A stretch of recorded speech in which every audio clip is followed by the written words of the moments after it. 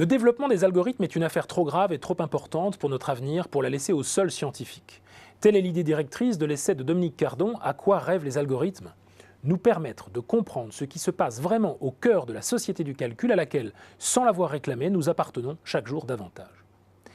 L'objectif poursuivi à travers ce livre, c'est de nous donner à comprendre, à celles et ceux qui ne sont pas spécialistes, comment aujourd'hui les ordinateurs qualifient, intègrent, trient les données qui circulent sur la toile, notamment les 144 milliards d'emails qui sont échangés chaque jour par 3 milliards d'internautes et d'utilisateurs du web. Et au fond, quelle représentation du monde ces innombrables calculs donnent à penser? Pour nous y aider, Dominique Cardon en propose une clé de lecture originale à partir de 4 notions. Celle de popularité, grâce à des outils comme Google Analytics, qui permet d'en apprécier la mesure, d'autorité, l'ordre des pages dans Google en est l'expression la plus habituelle sur le réseau, de réputation, grâce par exemple au nombre d'amis qu'un individu ou une marque ont sur Facebook, et enfin de prédiction.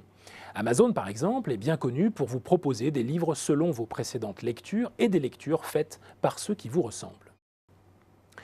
L'auteur met en évidence plusieurs phénomènes incontournables, comme le fait que ce n'est plus l'expertise qui prime, mais la sagesse des foules. En matière d'information, par exemple, ce n'est plus le jugement du journaliste qui prévaut en choisissant tel ou tel sujet en une, mais celui des utilisateurs selon le nombre de fois qu'une information sera échangée. Ce comportementalisme n'est toutefois pas exempt de critiques.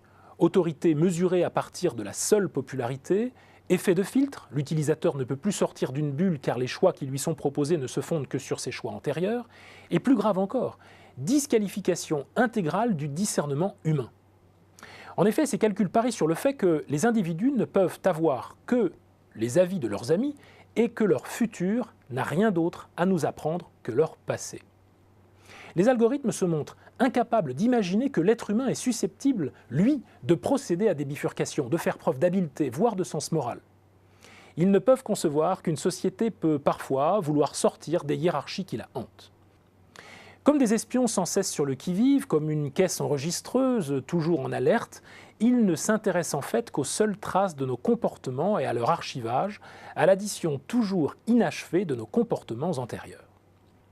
Dès lors, sommes-nous condamnés, selon l'expression de l'auteur, à devenir des petites souris mécaniques dans les griffes des calculateurs? Ou devons-nous plutôt, devant ce déluge de données, comme le pense par exemple un des gourous de la Silicon Valley, Chris Anderson, voir une occasion de remplacer définitivement la complexité des sciences de l'homme, comme la sociologie ou l'anthropologie, par la limpidité des calculs mathématiques?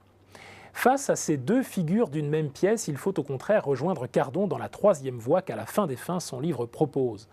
Devant la puissance des algorithmes, il importe de ne pas céder trop vite sur notre faculté de juger et de ne pas manquer d'exercer les capacités critiques dont nous sommes encore capables.